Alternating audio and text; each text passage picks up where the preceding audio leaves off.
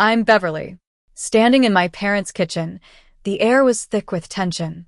The cheap plastic binder I'd brought with me sat awkwardly on the wooden table, a stark contrast to the countless family meals we'd shared here. My dad, his face pale and drawn, was sitting across from me. His eyes were fixed on the binder, and he rubbed his forehead as if trying to erase a headache.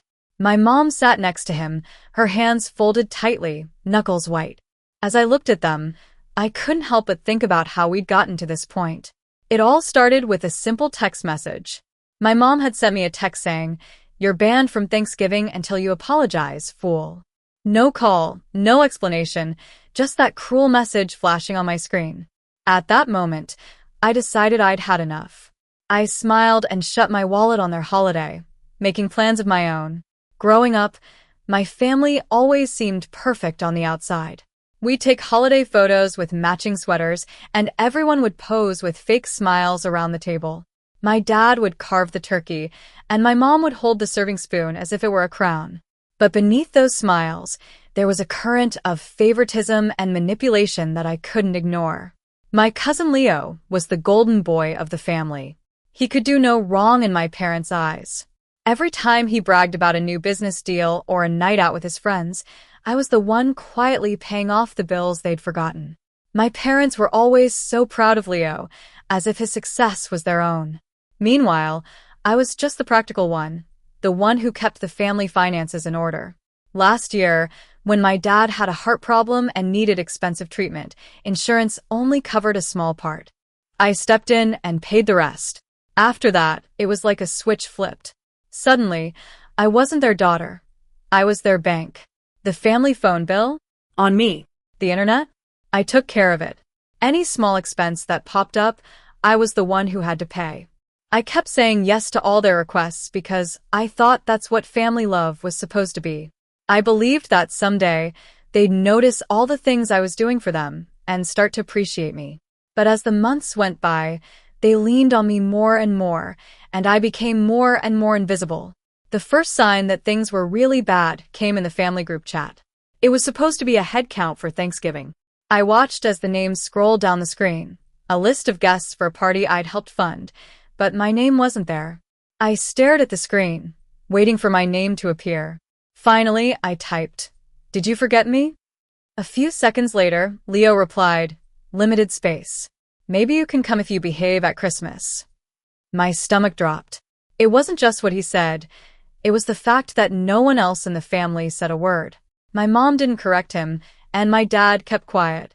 All the aunts and uncles just stayed silent, as if giving their approval. I called my mom. Through the phone, I could hear the sound of dishes clinking and people laughing. It was like the party had already started without me. "You're not welcome until you apologize to Leo for ruining his business celebration," she said in a cold voice, like she was reading from a rule book. Ruining? You mean asking why he keeps borrowing money when he's always bragging about his big deals? I shot back. In the background, I heard Uncle Henry's mocking voice. "There she goes again, the money police." Everyone laughed, except me. I felt the anger rising in my chest. "If you want drama, then stop using my card for automatic payments," I said firmly. The line went silent for a moment, and then I heard a door slam on their end, as if they thought I was just bluffing. Then the call ended. 10 minutes later, Aunt Sylvia texted me, "Don't turn this into a money issue. Family is more important." Then she posted a photo on social media of the family gathered for Thanksgiving, with a caption about being grateful. Everyone was tagged in the photo, except me. On Thanksgiving Day, my social media feed was filled with pictures of turkey and pie, with captions saying how great the family was. My phone buzzed again. It was my mom, saying, "We saved you a plate. You can pick it up on the porch." It felt like she was treating me like a delivery person, not her daughter. Later, I drove by their house. The foil, wrapped plate was sitting on the porch. A neighbor's cat was sniffing it and pawing at the corner. I just drove away, leaving it there on purpose. The next day, Black Friday, I tried to have a normal day. I went to the local bakery for a coffee and a bagel. To my bad luck, Aunt Sylvia was there. She waved me over like I was a problem to be taken care of. She told the cashier, She's jealous of success. Keep the conversation short. The cashier's smile disappeared and the woman behind me in line murmured, "That's harsh." Suddenly, the whole bakery felt cold.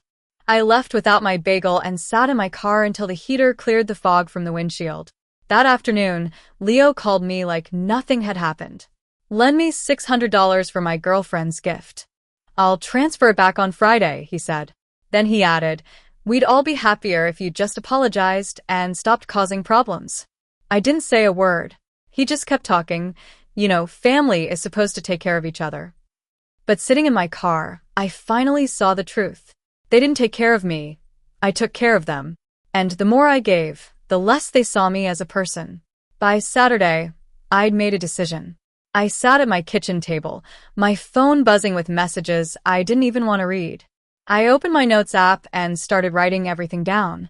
The dates, the amounts of money, the reasons for each payment.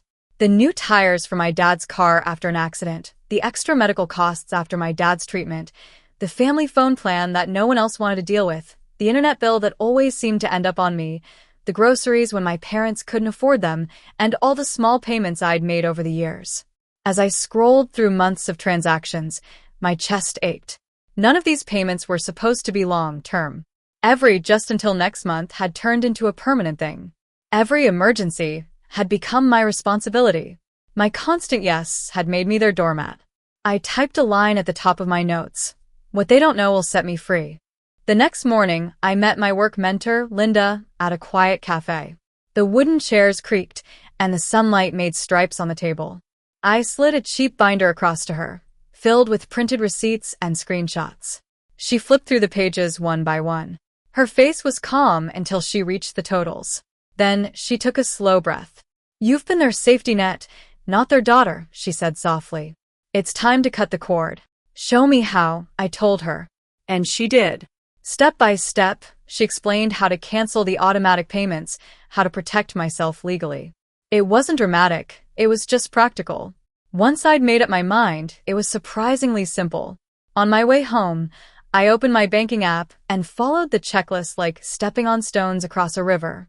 I canceled the automatic mortgage payment, removed my card from the electricity company, and switched the family phone plan to a prepaid one in my name only. The bills that weren't mine went back to where they belonged. By Sunday night, Leo posted on social media about how real loyalty isn't about money, with a picture of his table full of leftovers. His post was full of people clapping and agreeing. I muted him, and for the first time in years, my phone screen went quiet. On Monday afternoon, I was in the hardware store when I heard Uncle Henry's voice in the next aisle. "We've got her under control now. She'll come around," he said. I just kept walking, bought some light bulbs, and put the receipt in my pocket as a small promise to myself. That evening, my mom left a voicemail. At first, her voice was calm, but then it turned cold. "Since you won't apologize, don't come for Christmas either. And don't embarrass us with your money records." I listened to the voicemail twice, then deleted it. I sat in my quiet apartment, realizing that their silence didn't scare me anymore. 2 days later, the panicked call came. My mom's voice was shaking on the line. "The mortgage payment didn't go through," she said, as if the world had turned upside down. I felt a sense of calm wash over me, like a stone sinking to the bottom of a lake. "I'll come over," I told her. "And I'll bring the binder." Back in the kitchen, I sat across from my parents. My dad whispered, "We thought Leo was helping." I slid the binder towards him, turning it so they could see the pages. He said that because I was the one paying, I told them, "Here are all the transfers, straight from my account to your mortgage company." My mom's hands trembled as she flipped through the pages. There were grocery receipts, utility bills, medical costs, the phone plan, the internet, and all the credit card payments for 3 years. 3 years of me being the hidden support. "You banned me from Thanksgiving until I apologized," I said quietly. "So I stopped paying for the holiday you enjoyed without me. And I'm done being the one who funds the parts of me you're ashamed of." Just then, the front door opened, and Leo walked in like he owned the place. When he saw the binder, he froze.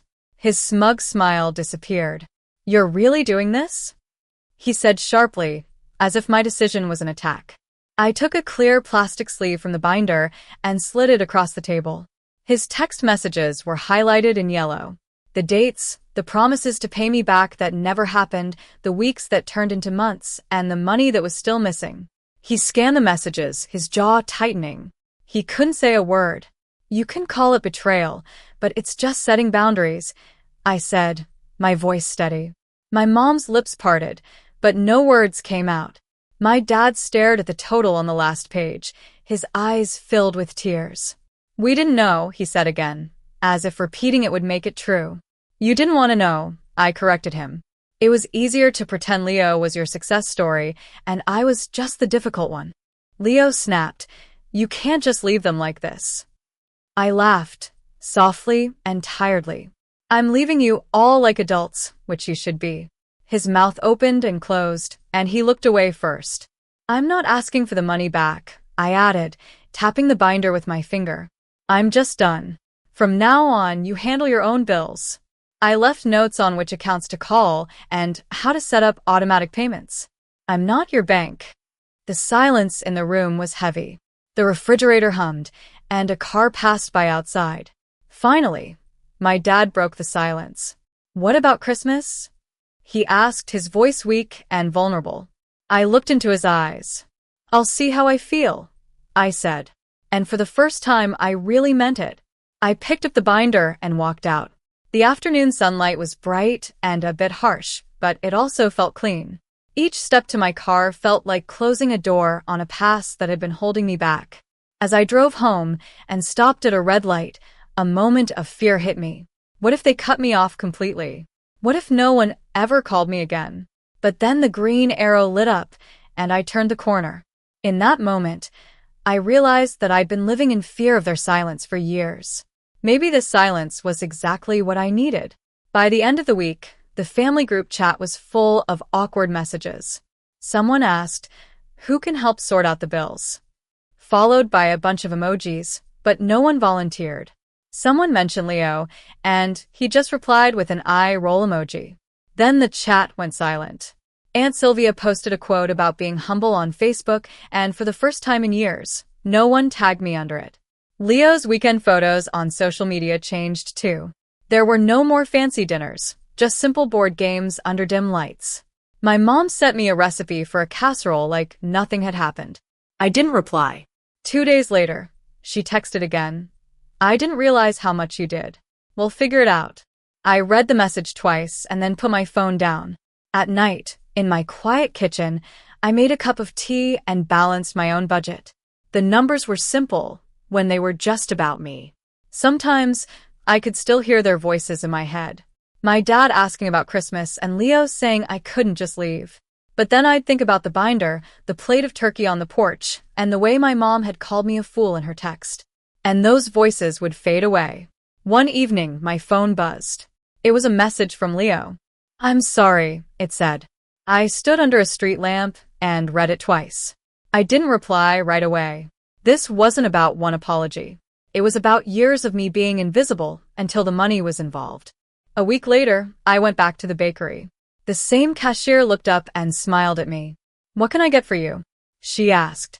An everything bagel, toasted with cream cheese, I said, just like any other person ordering breakfast on a normal day. I stepped outside and took a bite of the warm bagel. For the first time in a long time, it tasted like something simple and good, without any strings attached. That was the real victory, not the argument at the kitchen table or showing them the binder. It was the quiet proof that I could walk away from that toxic family dynamic and still be okay. The weeks that followed felt strange, like walking into a room that had always been noisy and suddenly finding it peaceful. For the first time, my paycheck was really mine. I paid my rent, my car insurance, filled my fridge, and still had some money left over. The absence of their constant requests felt like a breath of fresh air. One afternoon, my dad called me. His voice was softer than I'd ever heard it. We set up the automatic payments, he said. Then, after a pause, he added, I'm sorry for making you feel like just a wallet. The words were simple and a bit awkward, but they meant a lot. My mom also tried to make amends in her own way. She invited me to dinner, no holidays, no strings attached, just a simple meal of pasta at the kitchen table. She didn't say sorry directly, but the hug at the door lasted a bit longer than usual, and that silence said more than words. Leo stayed quiet.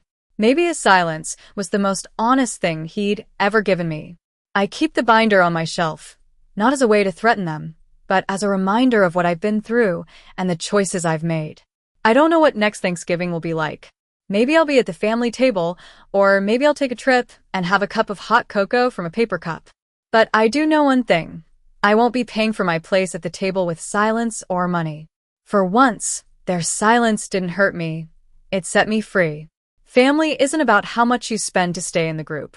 Real love respects your boundaries, even when it's hard. I spent years believing my worth was measured by the receipts and automatic payments. But the truth is much simpler. I'm not their bank. I'm their daughter, and I get to decide what that means from now on. If this story resonates with you, share your thoughts in the comments. Have you ever had to draw a line with your family? Your voice matters here. And don't forget to like and subscribe so you won't miss the next story.